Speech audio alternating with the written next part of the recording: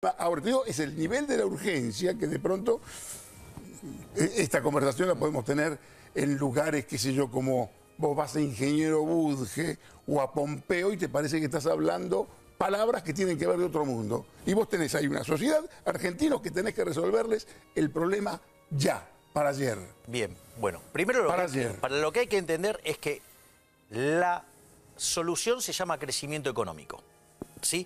Entonces el punto es cómo yo logro crecer. Verdaderamente con este nivel de déficit fiscal vos estás imposibilitado de crecer. Y con esta presión tributaria tampoco podés crecer. Entonces hay que avanzar en la reducción del déficit bajando impuestos. Eso requiere una drástica caída del gasto público. Para eso yo lo tengo tipificado el gasto público. Para mí el gasto público yo lo agruparía en 4 cuentas, si vos me permitís, el consolidado. Sí, por favor. 40 puntos tiene que ver con el gasto social. Con 30% de pobres no lo puedes tocar. Y te voy a contar, porque alguno puede decir, ¿cómo? ¿Vos sos liberal? Sí, claro, soy libertario. Hay un libro de Ayn Rand que se llama La virtud del egoísmo. Hay un capítulo que se llama La ética de la emergencia. Es decir, 30% de pobres, no se te ocurra arrancar con esa partida cuando tenés otras partidas. Mira, un sabio argentino me diseña la sociedad y me dice, mira, tenemos un 10% de ricos, tenemos un 30% de pobres y tenemos un 60%. De ese 60% hay 30 que miran con envidia hacia el 10% de arriba a ver cómo se prenden y agarran algo. Y otros 30 que luchan para no irse con el 30% de pobres de abajo. ¿Entendés? También, pero las digamos, clases... por eso, déjame que te cuente cómo es el programa, porque después vas a ver cómo el programa articulado genera mucho crecimiento.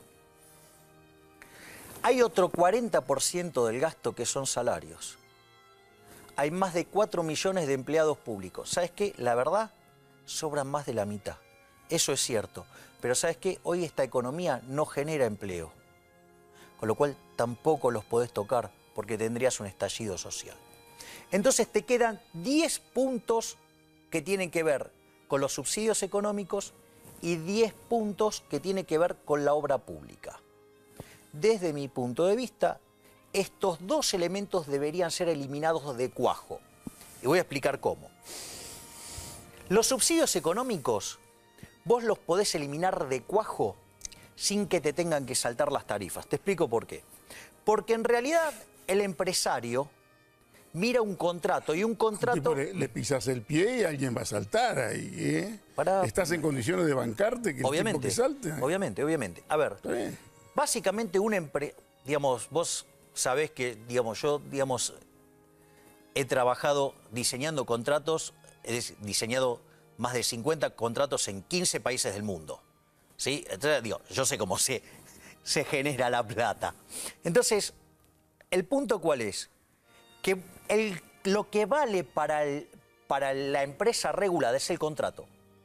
Entonces, si vos rediseñás el contrato, le estirás el plazo de concesión, le modificás el plan de inversiones, le cambiás el management fee, le cambiás la política de endeudamiento, lo dejás endeudarse más. ¿Subsidios sociales no tocas? No. ¿No tocas? No toco ni subsidios sociales ni salarios al inicio. Entonces, ¿vas con una reforma laboral? Wait a minute, pará. Entonces, ¿qué es lo que pasa? Cuando yo me encuentro con esta situación de tocando los subsidios económicos, tocando todo el contrato, vos podés que los precios suban muchísimo más lento. De hecho, en el modelo que yo había diseñado, y estaba presentado en un libro que se llama Política Económica Contrarreloj, te daba que tenían que subir 6% por mes. A lo largo de un año te daba 100% y casi no se notaba, ¿sí? Con lo cual, vos sacabas casi 5 puntos del PBI de un saque, y casi no se enteraba nadie, pero vos recomponías el contrato. Esa es la primera parte. La segunda parte es la eliminación total de la obra pública. Ir a un esquema como el chileno. Keynes, perdonalo. No, digamos, o sea, digamos, el mundo tiene que perdonar a Keynes por haberle hecho tanto daño, igual que este hombre. Por suerte este no tuvo tanto impacto, vendió mucho pero no lo leyeron. O sea, en promedio la gente no pasó del punto 26. No, yo lo leí 2 veces ese libro de porquería. La teoría general la leí 5, pero peor todavía. Bueno, pero lo que pasa es más largo. Yo creo que el debate tiene que ser tuyo con Kicillof. No, pero dame porque es uno de los libros más interesantes sobre Keynes. Vos me decís, a mí la obra pública la elimino. Y de pronto vos ves de dónde ven que hay un poquito de crecimiento, de movimiento, hoy de pronto en algunos distritos importantes. Por la obra pública. Pero es una falacia. Es una falacia. Porque ¿con qué se financia la obra pública? Con impuestos, con lo cual estás destrozando actividad y empleo en otro lugar de la economía. Vos querés el Estado lo más breve posible. Exactamente, exactamente. Pero déjame que vaya esto. No te dejo, hermano. Sí. Con lo cual, vos yendo a un régimen de iniciativa privada como el chileno, con otorgamientos de garantías por parte del Estado, eso, por ejemplo, si vos tuvieras que hacer una obra de 5.000 millones de dólares, las garantías al Estado con una palanca importante le cuestan 2 palos verdes. Es decir, con lo cual tendrías una explosión de obras de infraestructura y al Estado le costaría 2 mangos. Eso también está explicado en mi libro Política Económica contra Reloj. Entonces, cuando vos haces eso, casi metiste un hachazo en el gasto público de 9 puntos del PBI. Eso te da lugar ¿a qué? A bajar impuestos. Yo lo que haría es bajar impuestos al trabajo. Pensá que, digamos, entre lo que recibe un trabajador en el bolsillo y lo que paga el empresario, hay un 65% de diferencia. En ninguna parte del mundo pasa eso. En ningún lugar se castiga tanto al trabajador y la demanda de trabajo como acá. Y por otro lado, en Estados Unidos ese número es 7%, para que te des una idea. Y por otro lado, lo otro que yo haría es eliminar el impuesto a las ganancias sobre las ganancias reinvertidas. ¿Esto qué quiere decir? Que vos vas a tener incentivo a reinvertir tus utilidades contratando mucha gente. Y eso, digamos, yo lo tengo simulado en un modelo que la estructura técnica se llama Jones-Manueli, y eso te permitiría que la economía empiece a crecer a tasas del 9% por unos cuantos años. Cuando la economía empieza a crecer a esa velocidad, empieza a contratar gente a mansalva. Entonces, y hablas casi con un entusiasmo bolchevique del liberalismo, cosa que me parece muy bien. Y yo, si veo el escenario, si vos querés, político argentino, casi te diría sin excepciones, yo no veo actitud de llevar verdaderamente a la práctica medidas por el estilo, porque chocan directamente con la dinámica política. Nosotros en marzo estamos otra vez en elecciones, en marzo del año próximo. Se va a discutir si va a haber reelección o no va a haber reelección. Siempre todas estas cosas que vos planteás van a estar sujetas a cuestiones de la política. Es que estos son los falsos dilemas. Era lo mismo que el falso dilema de shock y gradualismo. Vos sabés que todos los programas de shock de Argentina, desde el 52 en adelante, sacando el del 59, todos fueron expansivos. Y todos los programas gradualistas terminaron en crisis. Entonces, muchachos, ¿de qué me están hablando? ¿De qué costos me están hablando? De costos que no existen. La evidencia empírica dice otra cosa. La teoría económica dice otra cosa. Porque para que un programa económico de ajuste sea expansivo, que si vos vas a aumentar el ahorro, ¿sí? La contracara es que tiene que tener, digamos, si vas a aumentar el ahorro, tiene que tener un aumento de la inversión. Entonces, si vos haces un programa gradualista y todas tus crisis fueron fiscales, vos vas a estar aumentando de a poquito el ahorro y como... Habías que operar de entrada, decís. Claro, y como vos no tenías una contraparte de inversión, hoy se te cae el PBI, se te cayó el año pasado, ahora tenés un rebotecito, pero vos fíjate que en el programa que yo hago, como tiene una visión intertemporal, los costos que vos pagabas hoy eran muy bajos, generabas un boom de ahorro y un boom de inversión. Y no solo eso, porque además, porque estabas bajando impuestos. Cuando la economía empieza a despegar, te vas, por ejemplo, al Banco Mundial para hacer la reforma estructural del Estado, ¿sí? Y haces un programa de retiros voluntarios y con el crecimiento los empleados del sector público pasan al sector privado y además se vuelve más productivo, con lo cual tenés además un salto en la productividad. Cuando vos te querés acordar, la economía va a terminar en este esquema con un...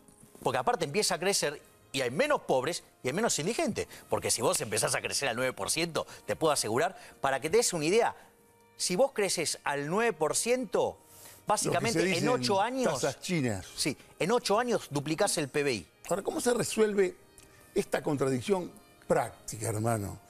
Que todos los países donde más o menos recitan algún credo liberal, o solo recitan, o tienen regímenes, si vos querés, populistas, o mezcolanzas, pragmatismo, cosas bastante imperfectas, todos miran hacia una dictadura comunista que tiene la ventaja de tener la represión del comunismo y simultáneamente un capitalismo más o menos salvaje. Hablamos de China, por ejemplo. Ojo que China en los 70 empezó una reforma pro mercado y eso es lo que le hizo crecer. Digamos, entonces, para mí, desde mi punto de vista... Desde el punto de vista político... Está bien. Sigue... Bueno, no hay libertad de... bueno, está bien, por eso. No es... Claramente. Una charla como claro, esta. no es liberal. Pero, a ver, de vuelta, pero a mí me parece que la libertad es un valor. Entonces, y lo que vos tenés que lograr es crecer. Y vos fíjate esto. Fíjate que yo te dije, la clave para crecer, ¿cuál es? Ahorrar. Y con instituciones serias, tal que la inversión, vos te puedas apropiar de esos resultados, ¿no? Mirá qué interesante esto. Porque vos fíjate esto. Hoy, quien más desahorra en la economía es el Estado. Otra vez ¿Sí? con el Estado. Vos, si no tuvieras el desahorro del Estado, el ahorro en la economía argentina podría estar en torno a los 25 puntos del PBI, para que te des una idea. Ahora, el Estado se lleva la mitad de la economía. ¿Sabés qué quiere decir esto? Que nosotros, los argentinos, ahorramos un montón, ahorramos como 50% del PBI. Es decir, con lo cual, con ese shock de ahorro, la inversión que vos generarías sería un cohete. O sea, vuela este país. Empieza a crecer a tasas chinas, pero literalmente. Ahora, es claro, digamos que cuando vos hagas este proceso, quizás no termines ahorrando 50, ahorres 40, pero igual. Es decir, ¿por qué te crees que China crece a tasas chinas? Porque invierte 40 puntos del PBI. ¿Por qué invierte 40 puntos del PBI? Porque ahorra 40 puntos del PBI, ahorra un poco más todavía. Entonces, fíjate que en 20 años podríamos generar un milagro económico. Sí, en 20 años o a más tardar en 30 años nos convertiríamos en un país rico. Lograríamos la convergencia. Estaríamos al nivel de Estados Unidos. Muy bien. Es decir, entonces, ¿sabes cuál es el problema? Y esto también vos has dado en el clavo. El problema es los señores como Kicillof, como Álvarez Agis y toda esa horda keynesiana, que son producidos a mansalva en la keynesianera de Córdoba y Junín. Es decir, donde no hay lugar para el pensamiento liberal. En la Facultad de Ciencias Económicas, claro. La keynesianera de Córdoba y Junín, que te enseñan, liberal es ser Keynes. Imagínate. Ahora, está de moda... Keynes, pará, vos sabías que Keynes, en el prólogo de La basura general de 1936, le canta una oda a Hitler. Sigo a Keynes desde el Pacto de Versalles. Bueno, ese es un Keynes mejor. Bueno, es el Keynes que participó de las negociaciones. Pues, a ver, apoyaba a Mussolini, bancó la revolución rusa. Cuando volvió de Rusia, escribió 3 ensayos y en uno de ellos, ¿sabés qué dice? Que en realidad ese era el mundo ideal, ese era el modelo ideal a aplicar. Lástima que fue aplicado con la violencia de los judíos. Pero André Gide, un gran novelista francés, fue a la Unión Soviética y escribió un pequeño texto que se llama Lo que no me gustó de la URSS, y durante 30 años la izquierda cultural francesa prácticamente lo silenció y lo sepultó. Esto fue, digamos... esto es como cuando uno, para descalificar a cualquier funcionario, le pone un videíto de lo que dijo hace 30 años. Acá está bien, bueno, todo pero, terminó mal y todos nos equivocamos mirá, en algún momento. Pero acá hay daños graves. Porque, mira, está bien, no... Al desarrollismo, ¿cómo lo ubicas vos, por ejemplo? El desarrollismo, ¿qué te parece? ¿Una cosa tibia?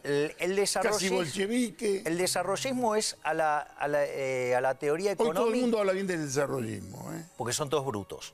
Ah, bueno, esto... Es decir, el desarrollismo es a la teoría económica ¿sí?, lo que la crotoxina es a la oncología.